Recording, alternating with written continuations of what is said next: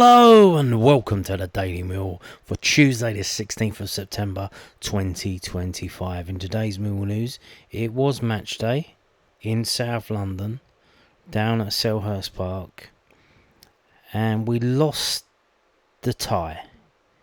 We didn't lose the game, we lost the tie. It was 1-1 after 90 minutes and it went straight to penalties, and we lost 4-2 on penalties. And I got to tell you, I'm not upset.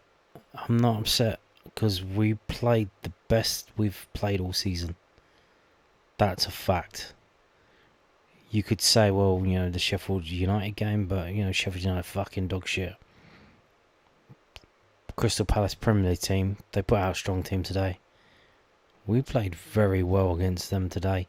Change of formation, injuries on the day that had to be adjusted to. The keeper got injured in the warm-up.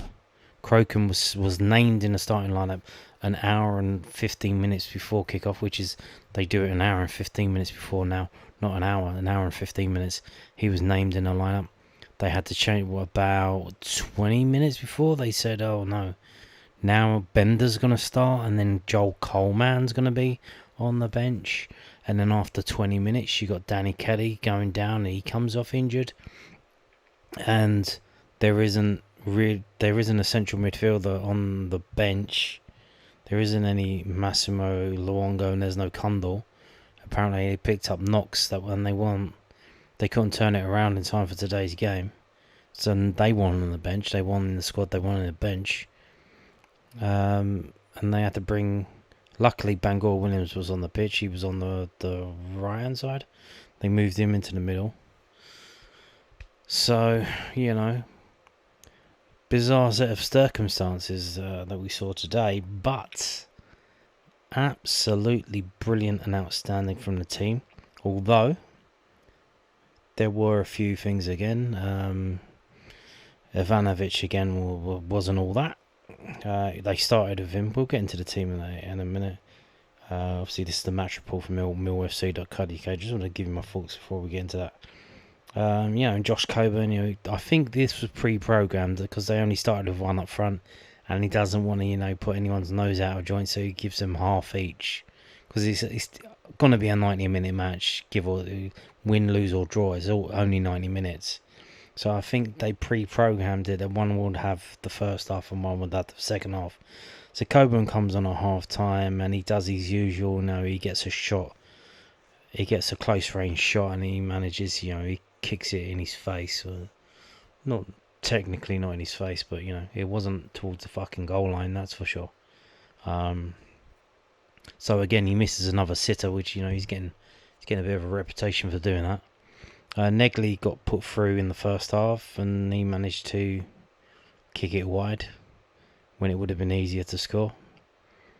But other than that, I thought fucking hell, Derek Mazusako, Diamond Derek.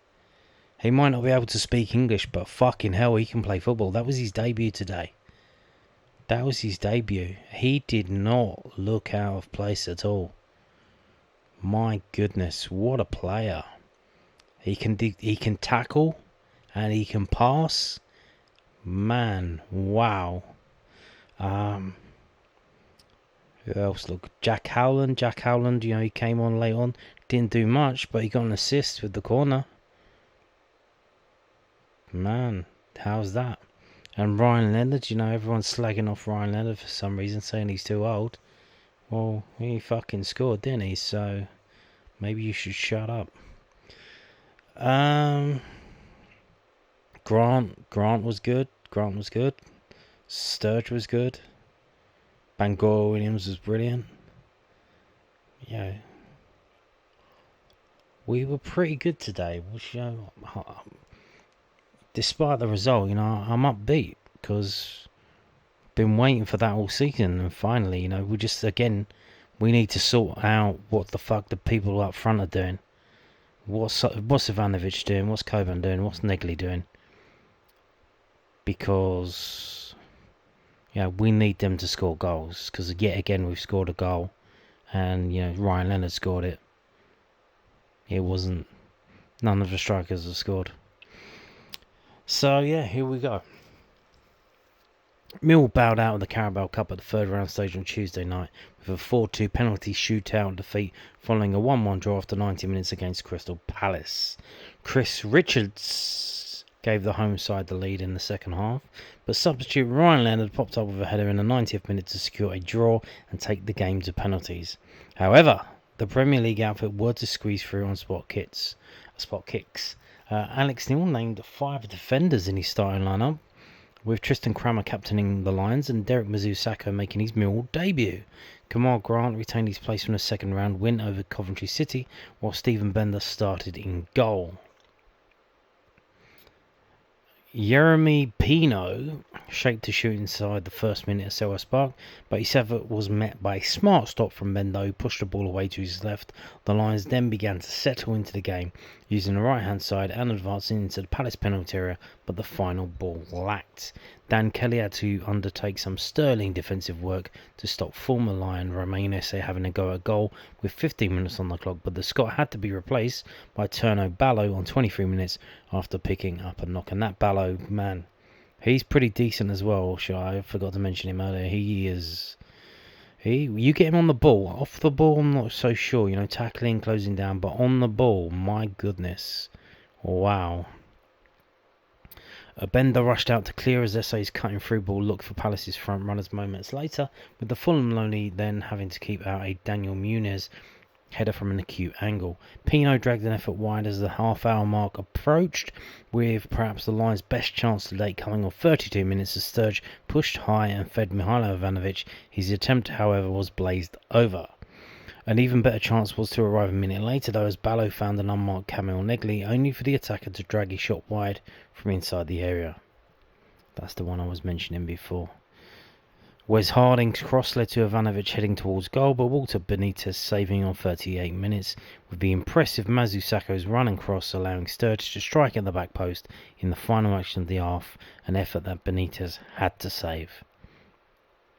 Mark Gay headed Palace's first attempt of the second half wide from a corner, with Ballo then heading up the other end and going for goal from outside the area, only for his deflected attempt to nestle into the grasp of Benitez.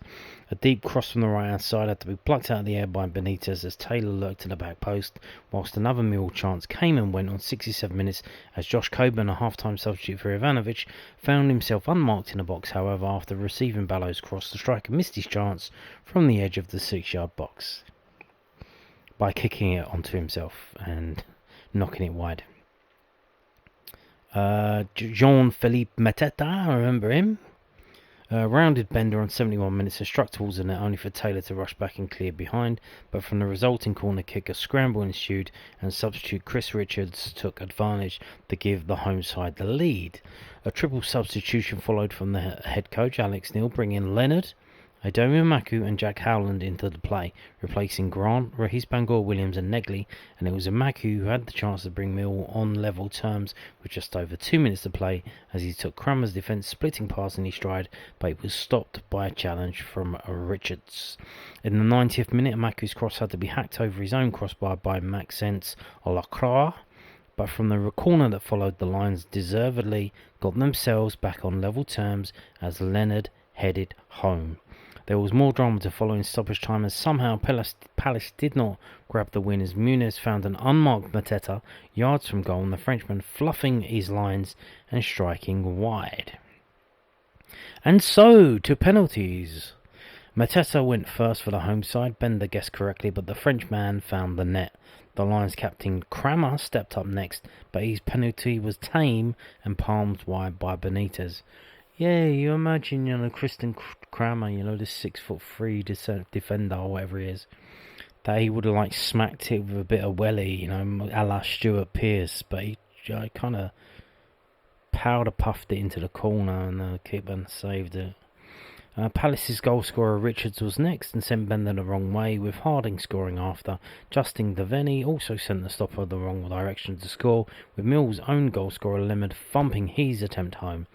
Daichi Kamado took Palace's fourth penalty and scored, with Amaku then seeing his penalty stopped by Benitez as Millwall heroically bowed out of the competition. So there you go. And the team was as follows: Bender, Grant, Crammer, Taylor, Harding, Mazusako, Kelly, Sturge, Bangor, Williams, Negley, Ivanovic. The subs bench was Cooper, Ballow, Leonard, Coburn, Emaku, Bryan, Matthews, Coleman and Howland. And the subs that came on: Emaku on for Grant in the 77th minute, Ballow on for Kelly in the 22nd minute, Leonard on for Bangor Williams in the 77th minute, and Howland on for Negley in the 77th minute. Bookings, we got some bookings. Who got booked? Ballow, Bangor Williams, Mazusako and Leonard all got booked. So yeah, but yeah, like I said, I mentioned, I gave the thing at the start of the video, you know, Mazusako, Derek, wow, Diamond Derek, like unfazed, just completely unfazed. Not like, oh, he was trying so hard. Oh, I'm huffing and puffing. This is my debut. No. He was just playing football. Yeah, just playing normally and doing well. And again, Bangor Williams moved into the middle, did okay. Again, the only negatives is Negley and Ivanovic and Coburn. You got to be taking chances like that. When you get those chances, you got to be taking them. And again, Ivanovic, he looked rubbish up front in the first half, playing up front on his own. Which is, when he came in last season, and he was playing up front, he didn't look all that. And it wasn't until we went 2 up front that he improved. But now we've been playing with 2 up front, and he's been fucking dog shit. So now he can't play 1 up front on his own. He can't play two up front. So what are we gonna do? But I thought the way we played today, very good at all. It looked like a 3-4, 2-1, was it? Something like that. But it was very good. Very good performance. Very good. So yeah. Let's get on to this. This is the pictures from the game. millfc.co.uk, the club's official website. Midweek match gallery. Millwall exit the Carabao Cup. Yeah, we know all about that. Don't worry about that. So here we go. Playing in the cream kit. The cream, is it? Ecru, whatever they call it. Beige. Does look a good kit. Caleb Taylor was alright as well, especially on the ball. But again, he's playing in a 3. So, is it because he was playing in a 3? Or could he do it in a 2? I don't know. Do we change formation now? Do we go with 3 defenders and 1 up front? We got, what's the next game? Watford at home on Monday? Maybe. I mean, especially if you've got people in the midfield like Ballow and Derek Zacco, and then they keep playing, through balls and things for other people to run onto.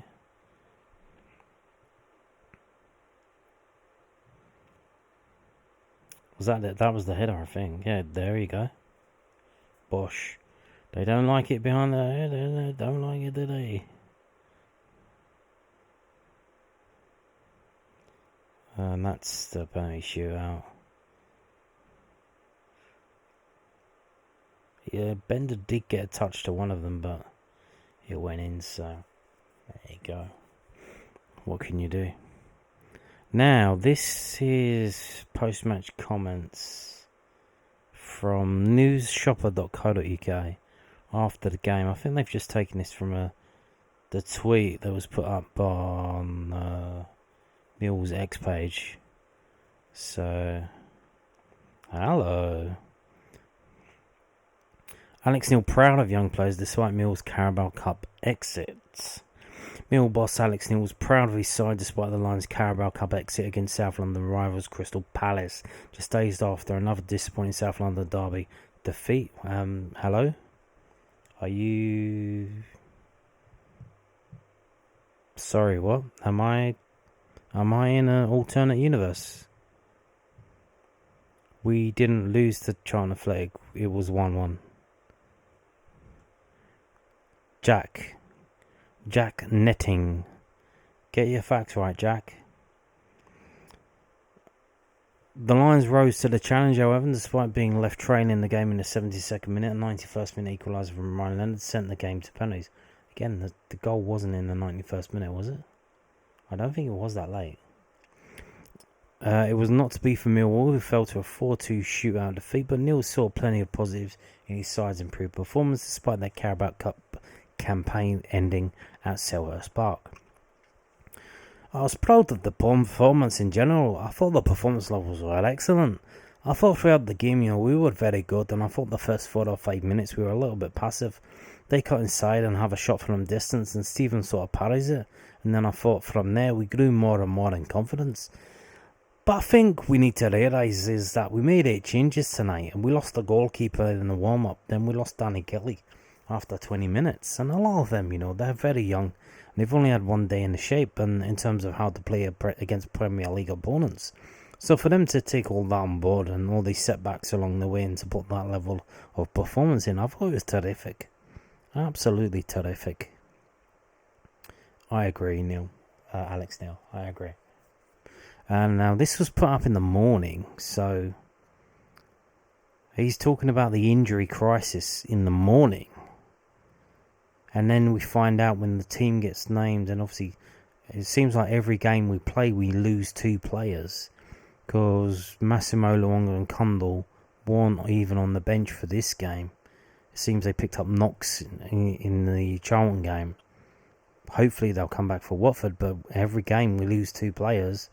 We're going to run out of players soon. I mean, Neil jokes it doesn't get any easier as Mill prepare for Crystal Palace EFL Cup clash. So again, this was put up in the morning. Alex Neil joked Mill's fixture list is not getting easier as his side prepare for an EFL Cup third round clash with Crystal Palace 2 nights.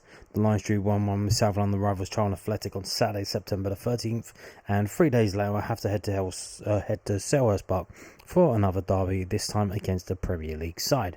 They will do so without several first-team players, with Neil bringing on 3 reasonably inexperienced players at the Championship level in the second half at the Valley as his side chased the game. The changes proved instrumental as 21-year-old Reece Bangor-Williams scored the equaliser. Neil was asked about the Crystal Palace tie following the game on Saturday. It doesn't get any easier, does it? I'm sure the fans will be turning up expecting us to try and beat them as well. We've got a few bodies missing, and that's not an excuse, but I think everybody can see that. Even the lads were bringing on the pitch, Turner Ballas never played in the Championship. Dan Kelly had played a couple of minutes in the Championship, and even the likes of the Heath, he's still a young kid, and we're relying on them to come on and change the game for us. So all credit to them. I thought they came on and had a good impact, but we've still got some key experienced lads to come back. He literally did change the game. Raheem Bangorian did change the game. He rescued the point for the team. It was him. He had a shot in the goal that was disallowed. He had another one and he scored. He had 3 shots on the goal, which is more than all the other strikers combined. So, I mean, what more does the fucking lad have to do? Jesus. Anyway, we've got more injuries now, so I wonder who's going to play against Watford. We've got at least the game is on Monday now. But we've got probably 2 extra days, Saturday and Sunday, to recover. So we'll see how that goes. Monday night as well, but then that affects the game after, which is Swansea away on Saturday. Because Monday night, that knocks out Tuesday. Then you've got Wednesday, Thursday, Friday. You're probably travelling out there because it's an early kickoff as well, isn't it? So you're probably travelling Friday night. So I mean, fucking hell. Again, so that Watford game, hopefully we come through that without any injuries. Because otherwise, my goodness. So, there was another game today. The under-21s played today, although more realistically, you could probably call it an under-18s, I think. We got a match report, but not from Millwall, from Sheffield United, and Sheffield United won 2-0. They could have been more. They did have a penalty save. Now we've got a match report. It doesn't really mention any Millwall players. It just mentioned that the Millwall keeper saved it, so it doesn't name the players. But this is the team that got out. And George Evans makes his comeback. He comes back and he plays. We presume he was injured and he's coming back. So George Evans plays. He played 70 minutes. I think that was pre-programmed. Although I don't know why you wouldn't let the goalkeeper play 90 minutes. It's not really a fitness thing, is it? I guess maybe, because they, from what I could see, following it in play on Ladbrokes betting, it seemed that it was all Sheffield United. They had about 14 shots on our goal. And we had, I don't think we had one shot on target, but we had 6 shots. So he was busy, so maybe they just decided to take him off.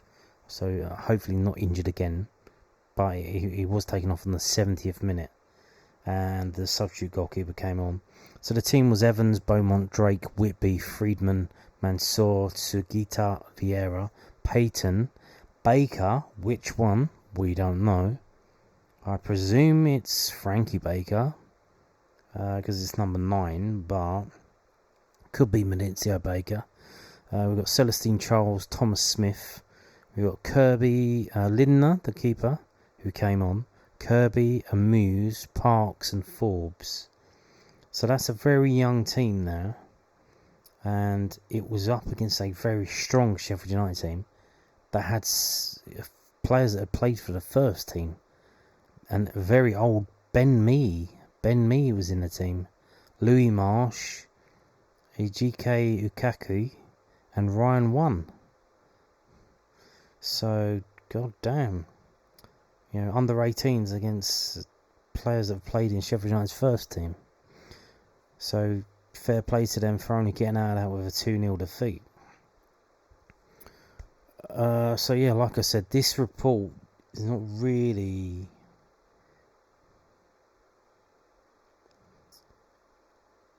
So, yeah. The opener coming inside 5 minutes when Marsh pounced on a loose pass and curled home from the edge of the box. So Louis Marsh, yeah. Marsh did go close to a second just before the half-hour mark when he curled a free kick just past the post, but the second did arrive soon after when Mee headed Sam Haston's corner kick back across goal and was nodded home by captain Dovidas Sanuskas. The second half saw United largely control matters without creating too many chances, turning to the bench for planned substitutions just after the hour mark when Marshall Francis replaced Ugaki and Max Asante Boeke came on for me. Blah, blah, blah, blah, blah. But it took until stoppage time for the final major chance when Francis was fouled in the box. The forward stepped up to the spot himself but saw his efforts saved by the Millwall shot stopper, though it didn't stop United walking away with another 3 points. So it was 2-0 and a penalty was saved, so it could have been 3-0. And that was Lindner who saved that, so fair play to Lindner. He was on the pitch at the time. And again, there you go. So the under-21s are... Again, very young team. And you see the players like Howland and that. He was in Howland Matthews on the bench for the first team. They're involved with the first team. So it's very difficult for them this season because they're playing a lot of younger players. So, moving on to this. The planning saga. The saga of West Kingsdown. Step by step by step, it will be built. And here we go. We've got pa.sevenoaks.gov.uk. We've got some feedback. Slightly negative feedback from the Ecological Advice Service from Kent County Council. This is from Ellen Forster to Ashley Bidwell. Ashley! So regarding Condition 4, the Landscape and Ecological Management Plan, the LEMP. And this is what it is, all of this stuff, this is what's supposed to be. And then, so this letter that they've sent is for Condition 4 and Condition 11. It's both of them together because they're both regarding. So Condition 11 is about a schedule of landscape maintenance. So condition 4 is what they're going to do, and condition 11 is the maintenance of what they're going to do. So they are connected. And it says the following comments are valid for both conditions. So let's get into what they noticed.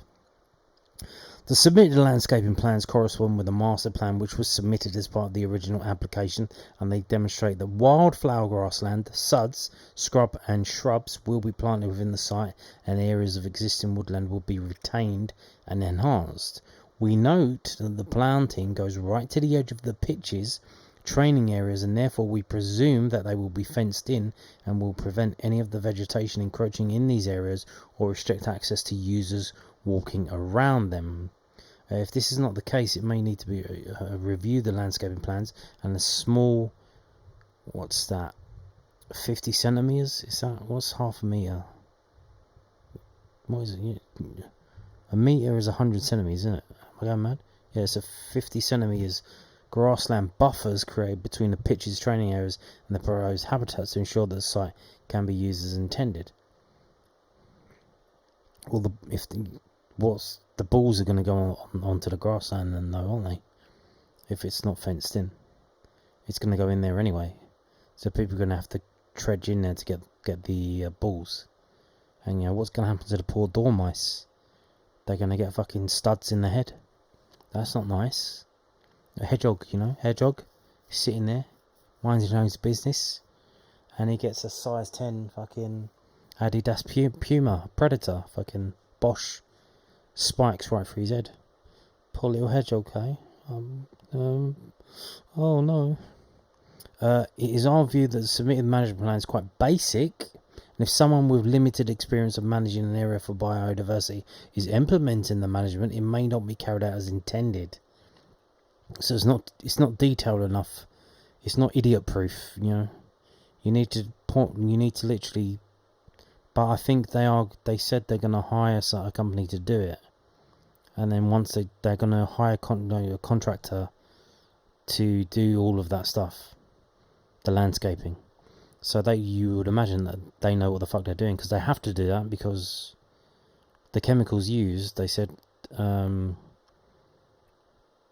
they have to provide the certificate that they're allowed to use the chemicals. Was it weed killers, some kind of shit like that? So they have to do that anyway. We highlight that there is some contradiction between the landscape master plan and the management plan. The landscaping master plan details that there will be areas of wildflower meadow within the site, but the management plan details that the grassland will be managed on a 3-year rotation. This will create tussocky grassland and not a wildflower grassland. Wildflowered grasslands need to be cut each year. The softscape plans do not specifically state if the grassland will be managed as a meadow, but instead just state the type of grassland seed mix to be used. The management plan details the following about the AW buffer. Up to 2/3 of the buffer area should always be left uncut during any cutting year to continue to provide some nectar, to allow a proportion of butterflies to complete their life cycle, and to provide overwintering areas. This suggests that some of the buffer area is grassland, but the submitted plans suggest that the area depicted as buffer is actually woodland, and therefore should be managed as detailed in the woodland section. We advise that a more detailed management plan is produced to ensure that it will be implemented as intended and avoid any contradictions between the landscape master plan, softscape plans and the management plan.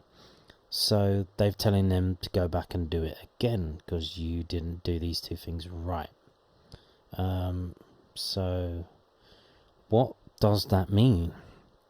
What does that mean? Well, what the fuck is tussocky grassland? Well, it's this apparently. Where's that? Oh, there's a thing there. Apparently we don't even have it in this country. According to Wikipedia, it's in the Russian steppes, it's in Patagonia, it's in parts of Australia and New Zealand, and it's in the Midwest of America, but we don't have any here, so I don't know what the fuck she's talking about. Tussock grassland is a form of open grassland that is dominated by tussock grasses, also called bunch grasses. It's common in some temperate grasslands, savannas and shrublands, ecoregions of the southern hemisphere. Tussock grasslands are usually typified by low rainfall and poor soils in which few plants other than hardy tussock grasses can flourish. So unless there's some kind of other definition, I don't know what the fuck she's talking about. We are not in the Southern Hemisphere. Maybe she's from the Southern Hemisphere. I know these people have been getting jobs in councils and stuff. Maybe she's from down under. Yeah, look, right? Yeah, look. But so we've also got this from the RHS, the Royal Horticultural Society.org.uk.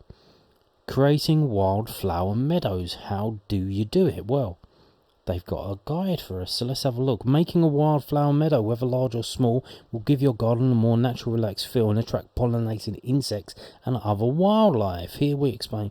Yeah, they don't say, it attracts pollinating insects and then the other wildlife come to eat the insects. Lovely. Yeah, the cycle of life. Being eaten. Here we explain the different ways you can add wildflowers to your garden. So, she's saying you need to cut the grass back every year to allow the plants to grow. However, there are two main types of wildflower meadow. Annual meadows, where plants complete their life cycle within 1 year, and perennial meadows, where plants grow back year after year. So, obviously, Millwall did list the plants that they will be using. So if they're planting perennial flowers, they don't need to cut it back every year because it's perennial. They grow again. It's a plant that grows. The plant stays there, and then it flowers. The flowers go away. The flowers come back. If you cut that back, you've killed the fucking the flowering plant. Then you've got a stump of a plant. You won't get flowers from that. So maybe there's some confusion here. You can create a meadow by sowing wildflower seeds, laying wildflower turf, or converting an existing lawn. Mid-spring or early autumn is the best time to sow wildflower seeds, and spring is the best time to lay turf. It's important to choose a mix of wildflowers suited to your soil type and location. We'll skip that. So here we go. There are lots of meadow seed mixes available with different combinations of flowers and grasses. The main choice is between an annual or perennial mix. Now, as we've just seen, they said they're going to use seed mixes. So I would imagine that they are going to be using perennial mixes, because it says here you choose between an annual or perennial mix.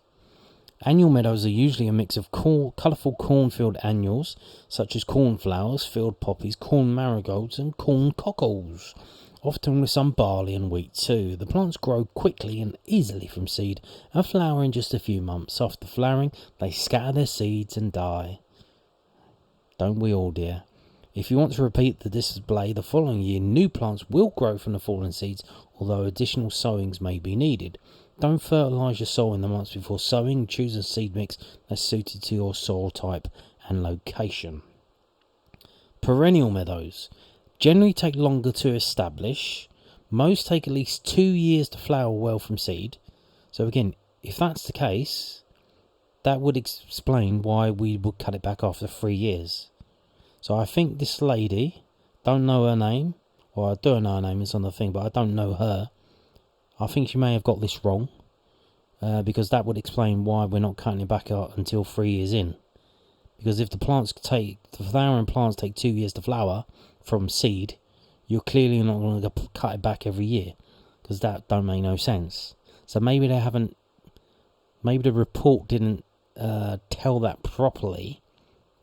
So maybe you're going to have to explain it better to this woman so she understands. No offence, dear. No offence. Take it to at least 2 years to flower well from seed, but then continue for years to come. So that would, because that's, you're lazy. It's a football club. It's not the Chelsea Flower Show. They want to plant the things and fucking forget about them. Let's crack on. So that would explain why they're doing this one, which I think they are doing. They can contain a wide range of species, including oxeye daisies, red campion, knapweed, and field scabious. Choose a seed mix that's suited to your site and soil type. Some like fertile soil, such as clovers and lady smock, while others are less fussy, such as ox-eye daisies and ragged robin. So there you go. Again, I think there's a bit of confusion there. So, because that would explain why we wait 3 years until we mow the wildflower meadow, because it's a perennial one, not an annual one. She's saying we should do it every year. I think she's wrong, but we'll see. We will see.